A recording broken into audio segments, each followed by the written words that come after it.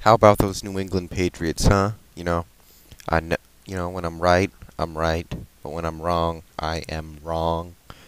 And if in case I convinced anybody to pick the Jets or to believe in the Jets, I'm sorry because I didn't even watch the game, and I can tell you just by looking at the numbers and hearing what other people have to say and watching the highlights.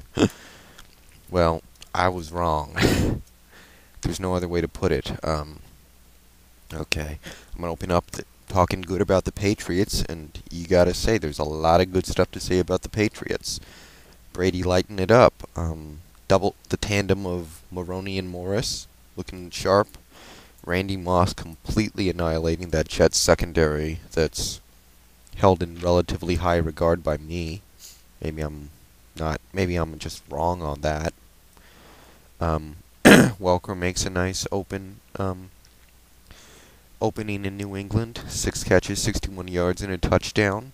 Might be one of the few slot receivers in the league worth taking in a fantasy league.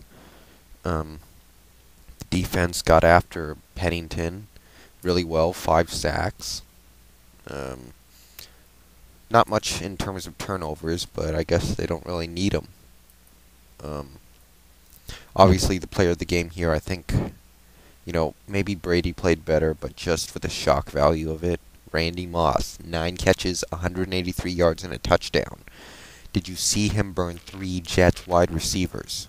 Did you see that? Maybe I'm underestimating New England here. And maybe people shouldn't get so excited about this game because we don't know if the Jets are going to be any good.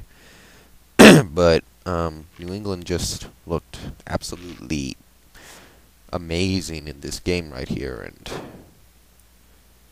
I'm embarrassed for taking the Jets. I want to hang myself right now because I did good in picks otherwise. So, as for New York, Eric Mangini, or as people have started to call you, Eric Mangenius, I'm going to have to revoke that nickname from you for a little while. I think it should be more like Man Dumbass or something, because,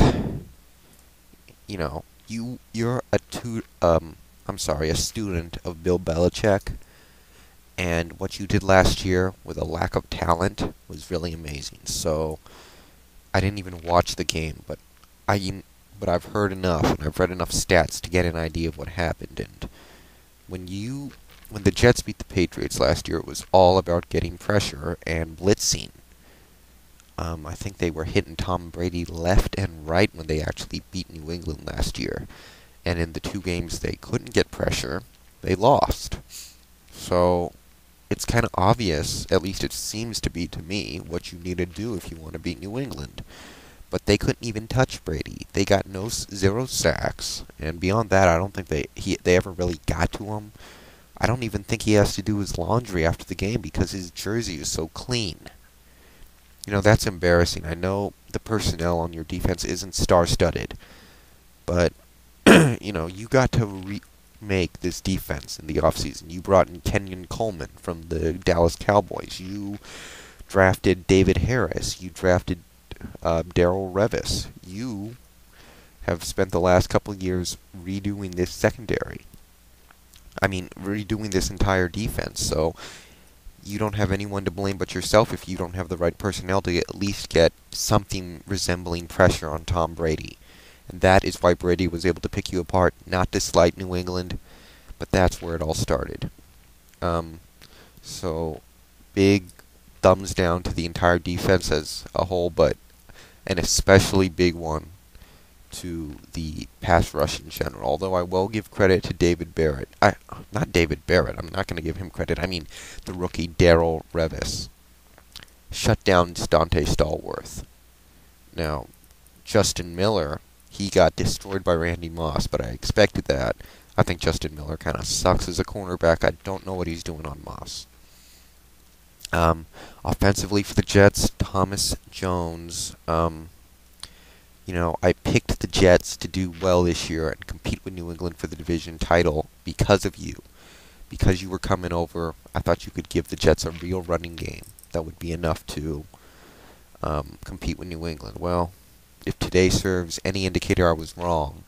You know, you can say what you want about New England's defense. They're missing two of their key players.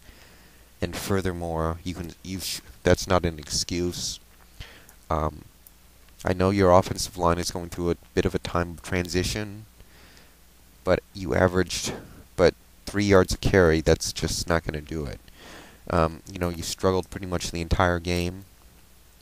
You had you had a couple of big carries here and there, at least one that I know of, to help blanket over an otherwise extremely dismal game.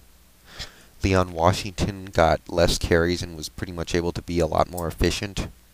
Well, not a lot more, but you got the feeling that his quickness was just more viable in this situation against the slow New England defense. But the bottom line is, you're another big reason why the Jets couldn't come through in this game.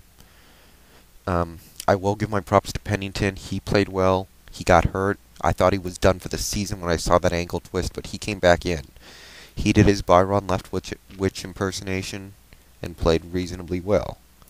But, you know, if this injury is anything serious, the Jets' season is over.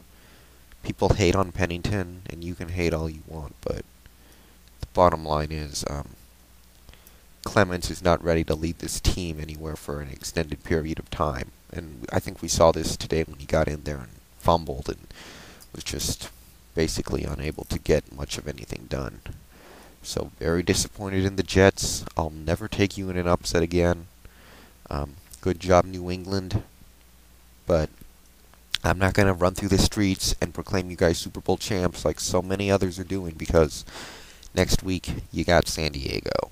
I'm going to see what happens there, and then I'll be a bit more comfortable with throwing out some sort of crazed judgment, because that's going to be a hell of a game. I don't think you guys can win, but if you do, I'll be sure to give credit where credit is due. And Jets, Pennington possibly out, your defense looks like crap, and you're playing the Ravens next week.